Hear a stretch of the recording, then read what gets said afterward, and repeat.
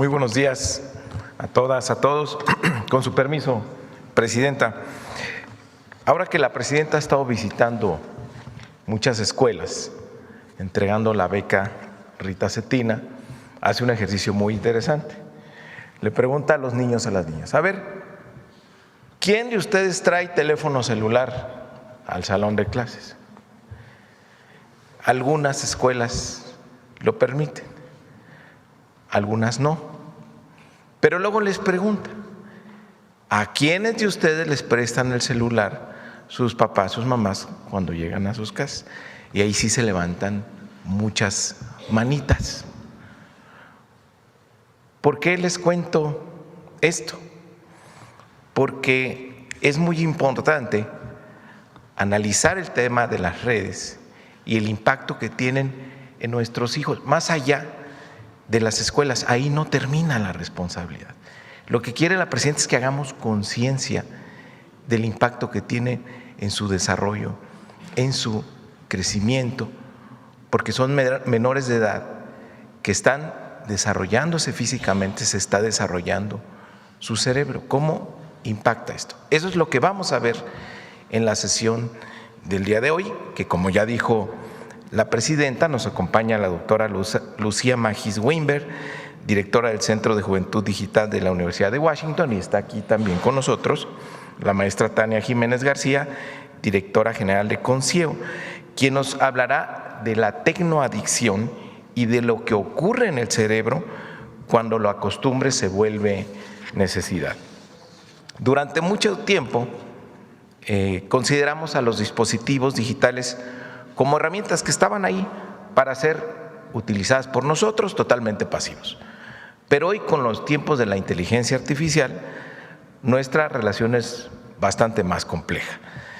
Mientras aprendemos a utilizarlos, los dispositivos aprenden de nosotros e intervienen en nuestros hábitos, capturan nuestra atención, modifican nuestras rutinas, conductas y comienzan a ocupar espacios que destinábamos a otras actividades.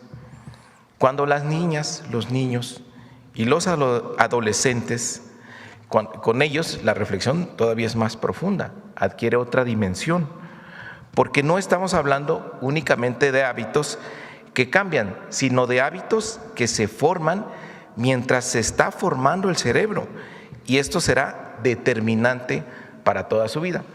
Por ejemplo, está comprobado que los adolescentes que checan las redes sociales son más sensibles, son más reactivos a la aprobación de los demás, de sus pares, y a veces pues están más atentos que a su propio veredicto.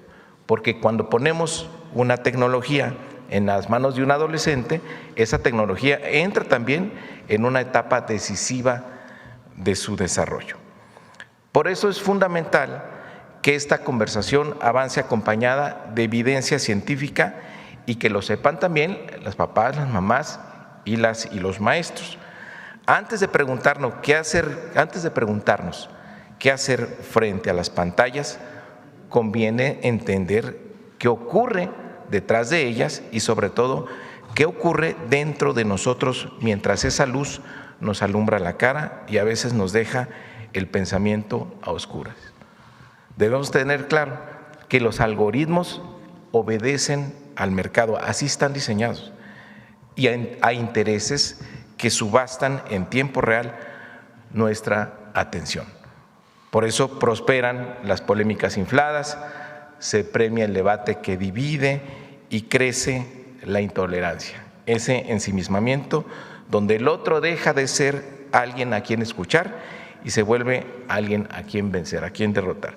Bueno, con esto termino. La semana pasada se presentó el lunes esta iniciativa que tiene la Presidenta de discutir este tema. La semana pasada se reguló en Francia el acceso a las redes, menores de 15 años. Cada país pues tendrá su propia definición. Lo más importante es que este reto lo estamos asumiendo entre todas y todos, y el objetivo es que acompañemos a esta generación y que les demos herramientas para una vida plena y feliz, y a eso aspiramos en este debate. Entonces, adelante, doctora Tania. Con permiso, Presidente. Mucho gusto. Buenos días, Presidenta. Buenos días a todas y a todos. Para continuar con este importante diálogo, a mí me corresponde hablar un poco del uso problemático de la tecnología, que es el término que se utiliza, y entender las implicaciones que esto tiene y lo que pasa en el cerebro. Porque cuando hablamos de un uso problemático ya de tecnología o, por ejemplo, un consumo de sustancias, hay un proceso en el cerebro relacionado con la dopamina, que tal vez la han escuchado hablar. La dopamina es este neurotransmisor que nos hace sentir bien, que nos genera placer. La siguiente, por favor, aquí está. Como ven en el punto número 1, esta dopamina la liberamos. Se podría decir que esa es la cantidad de dopamina que liberamos cuando realizamos diferentes actividades cotidianas como hacer ejercicio, terminar una tarea, lograr algo. Y como vemos aquí, que es una imagen nada más para ilustrar el proceso, podemos ver cómo hay estos receptores que reciben la dopamina, que son estos círculos naranjas, y que cuando sucede eso es cuando nos sentimos bien. Y por eso el cerebro recuerda eso que nos hizo sentir bien y nos va a pedir repetirlo. Ahora, ¿qué pasa en este número 2? Esa es la cantidad de dopamina que liberamos cuando vemos redes sociales, cuando estamos jugando videojuegos, cuando consumimos una sustancia, cuando apostamos. Como pueden ver, la cantidad de dopamina es mucho mayor y por eso sentimos esta enorme gratificación inmediata. Pero a lo que me gustaría a mí enfatizar y lo que creo que es muy importante es lo que pasa en el número 3. Ante esta sobreestimulación de dopamina, el cerebro se protege, el cerebro se modifica. ¿Qué es lo que hace? Número 1, deja de producir dopamina. Número 2, esconde estos receptores como a manera de defensa de la sobreestimulación. ¿Y cuáles son las consecuencias de esto? Que cuando realicemos estas actividades de las que hablábamos al inicio, esta es la cantidad de dopamina que vamos a liberar. Y estas actividades que antes nos generaban placer y satisfacción, ahora no nos van a generar tanto placer. Creo que es sumamente importante conocer esto al trabajar este tema, porque no solamente se trata de que un niño sea apático, sino que ya su cerebro puede funcionar de manera distinta. Se puede recuperar el cerebro, por supuesto, con el tiempo y el proceso adecuado. La siguiente, por favor. Ahora, no solamente la cantidad de dopamina se ve alterada, sino otros procesos en el cerebro, como por ejemplo la corteza prefrontal, que es esta área importantísima encargada de la atención, la concentración, el control de impulsos, el manejo de emociones, la toma de decisiones. Y es un área que es la última en desarrollar, el cerebro se desarrolla de atrás para adelante. No voy a profundizar mucho en esto porque la doctora Lucía va a hablar un poco más. Sin embargo, por eso pues los jóvenes tienen muchísima dificultad para concentrarse, para controlarse, ser pacientes, solucionar problemas, etc. La siguiente, por favor. Ahora hablemos qué comparten todas las adicciones. También hablando de este uso problemático de la tecnología. Número 1, la pérdida de control. Decimos que vamos a estar 5 minutos en el celular y ya llevamos 2 horas. Número 2, este deseo intenso, este impulso por volverlo a hacer.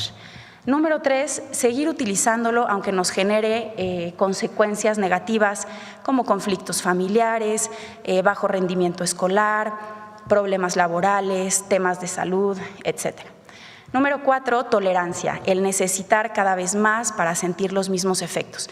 En el tema de la tecnología se puede ver un poco más sutil que en el tema, por ejemplo, de consumo de sustancias, pero de igual manera podemos ver que antes podíamos estar en redes sociales media hora y ahora necesitamos más tiempo. Y la parte de la abstinencia, que es este malestar que nos genera cuando no la utilizamos, cuando no la consumimos, y que en el tema de la tecnología se puede ver como irritabilidad, ansiedad, enojo al intentar establecer límites. La siguiente, por favor. Ahora, ¿cuál es la buena noticia? La neuroplasticidad, que es esta capacidad del cerebro para adaptarse, modificarse. ¿Y qué es lo que podemos hacer? Aquí la Clínica Ristar, que es un centro especializado en el tema de tecnología aquí en la Ciudad de México, ¿qué es lo que recomienda? Dice que de 0 a 6 años el cerebro tarda de un día a una semana en reorganizarse. ¿Qué es lo que podemos hacer? obviamente hablando de un uso por entretenimiento, no estamos hablando aquí de un uso para fines educativos, ¿no? ¿Qué es lo que hay que hacer? Quitar el dispositivo y obviamente enseñar otro tipo de entretenimiento, ofrecer entretenimiento saludable. Lo importante es con qué vamos a reemplazar todas esas horas de uso. De 6 a 12 años, exactamente lo mismo, pero el cerebro tarda en reorganizarse aproximadamente un mes. Y después de los 13 años, no quitamos el dispositivo, hay una disminución gradual y si se necesita un acompañamiento terapéutico, porque han habido casos que presentan conductas de riesgo, como por ejemplo autolesión al quitar estos dispositivos.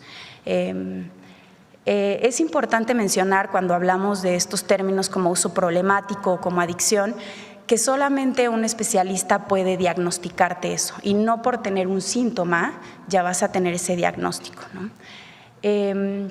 La siguiente, por favor. Aquí vemos una campaña que dice algunas soluciones se convierten en problemas.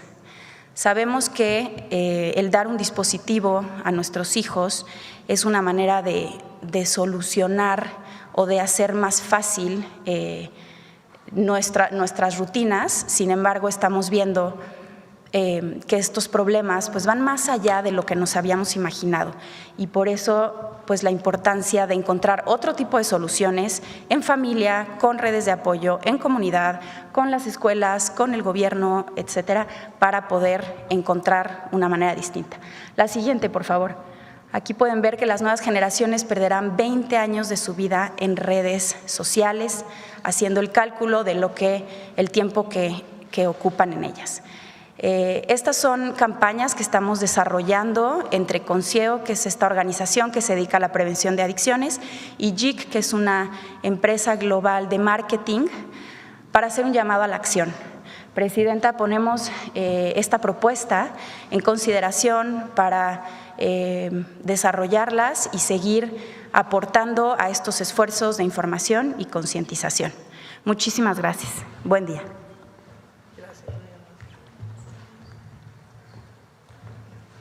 Bueno, ahora tenemos a la doctora Lucía a distancia. Buenos días.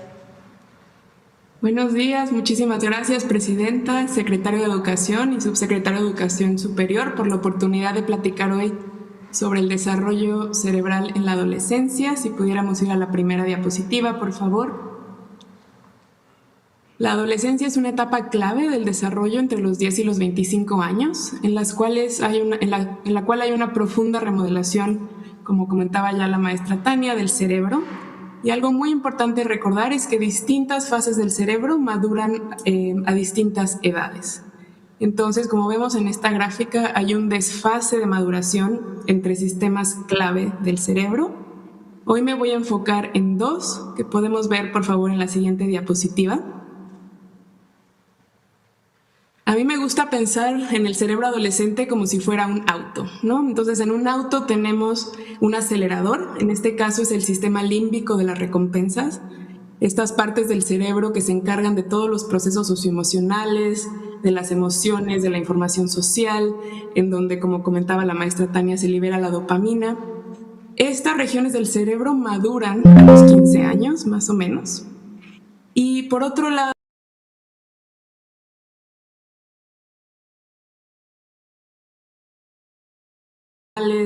de las emociones, de la información social, en donde, como comentaba la maestra Tania, se libera la dopamina.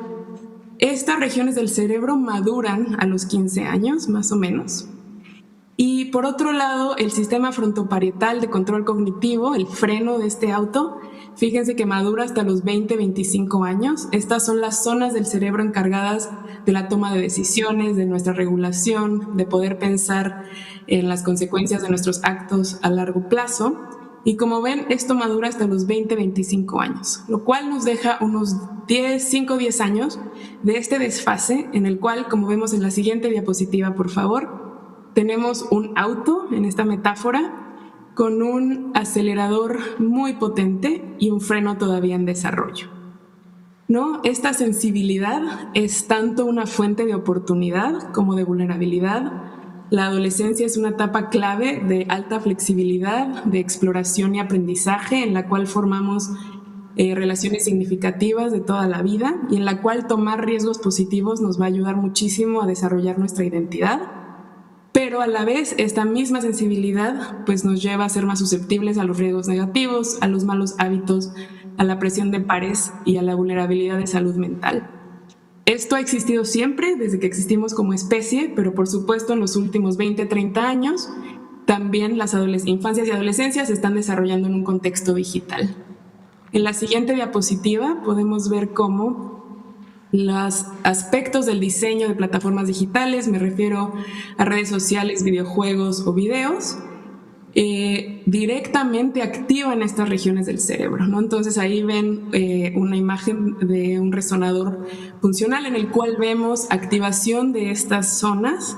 Vemos que un uso constante de plataformas refuerza conductas automáticas, hábitos poco saludables que, como ya comentaban, en un pequeño grupo vulnerable de adolescencia se puede convertir en adicción, nos lleva a este nuevo concepto del estrés digital. Y si vemos también en la siguiente diapositiva, por favor, las plataformas digitales también están interactuando con el freno. Ahí vemos unas imágenes cerebrales donde con mayor tiempo frente a una pantalla en la adolescencia hay un adelgazamiento de distintas zonas del cerebro. Sabemos que un uso constante de tecnología pues hace una erosión de nuestra atención. Normalmente hace 20 años podíamos pasar 2 minutos y medio frente a una pantalla haciendo una tarea, ahora pasamos 47 segundos antes de distraernos. Sabemos que más uso de pantallas nos lleva a más distracción, cambios frecuentes entre una tarea y otra, más errores, más frustración, más estrés y esfuerzo. Y además, el acceso cada vez más temprano a celulares antes de los 12 años pues está asociada con afecciones del desarrollo cognitivo. En la siguiente, por favor, me gustaría hablar de otros pilares claves del desarrollo en la adolescencia, ¿no? Es importantísimo poder dormir más de 9 horas al día de forma ininterrumpida, pero sabemos que la luz azul y las notificaciones retrasan y fragmentan el sueño. Todos y todas necesitamos 1 hora de actividad física al día, pero si estamos en la pantalla pues tenemos más sedentarismo, tenemos que comer bien, pero si estoy comiendo mientras estoy viendo mi pantalla pues no le presto atención a mi cuerpo y a lo que necesita. Y por supuesto queremos evitar el consumo de sustancias, pero tenemos a las infancias y adolescencias en un entorno de alta publicidad dirigida que puede normalizar esta idea de consumo. Además, en la siguiente diapositiva, por favor, vemos cómo las pantallas pueden desplazar actividades clave, ¿no? La convivencia en persona se ve interrumpida por el uso frente a pantallas. Necesitamos tiempo pleno para aprender tanto lo que aprendemos en la escuela como lo que a mí me interesa y quién soy, pero la información, noticias constantes, el scroll y las notificaciones afectan nuestra atención. Y por último, la adolescencia es una etapa clave en la cual tengo que saber quién soy yo, desarrollar mi propia identidad. Y pues esto se dificulta cuando vivimos en unas experiencias donde todos los algoritmos, todo está homogeneizado, todos y todas estamos viendo lo mismo. Entonces, con esto quisiera cerrar con la siguiente diapositiva, presentar algunas recomendaciones. La adolescencia es una etapa clave, pero no van a crecer solas, necesitan guía y acompañamiento a nivel familiar, acompañamiento y no solo restricción, establecer límites y espacios de desconexión, modelar hábitos saludables en casa, que desde la escuela se pueda impulsar la convivencia y el aprendizaje presencial, promover la cultura digital saludable, la formación en ciudadanía digital, formar criterio, fortalecer a los docentes como guías y, por supuesto, a nivel de política pública y de plataformas, poder fomentar la convivencia y el aprendizaje presencial, asegurarnos de tener plataformas seguras y adecuadas para la edad y regular para proteger y educar. Muchísimas gracias por su atención. Muchas gracias. Bueno, como ven, de 2 expertas en estos temas, hablan pues de los impactos cerebrales del uso excesivo de las redes sociales, de la plataforma, de los celulares, y por eso la preocupación y la ocupación del gobierno y de la sociedad. Por eso estamos llamando a madres y padres de familia a tener esta información. Nosotros estamos consolidando esta información de tal manera que esté disponible para madres y padres de familia y que entre todas y todos tomemos una serie de decisiones para proteger a niñas, niños y adolescentes en esta etapa formativa de su vida, en donde el uso excesivo de las redes sociales, del teléfono celular, pues puede tener implicaciones para el resto de su vida. Y si son todos los niños y todos los adolescentes, pues son implicaciones en general para el desarrollo del país. Entonces, por eso la importancia de esta discusión. Muchas gracias por haber visto este video, gracias por tu apoyo, ya somos más de 952,000 suscriptores, no se te olvide suscribirte al canal, es completamente gratuito y una vez suscrito activa todas las notificaciones para que no te pierdas ningún video. Asimismo te invito a dejar tu pulgar arriba, deja tu like en el video, déjame un comentario y comparte la información con tus compañeras maestras y maestros. También te dejo algunas recomendaciones para que puedas ver más contenido y recuerda que si quieres algún tema en específico en el buscador puedes poner soy docente y el tema que tú quieras. Cuídate mucho, nos vemos la próxima, bye.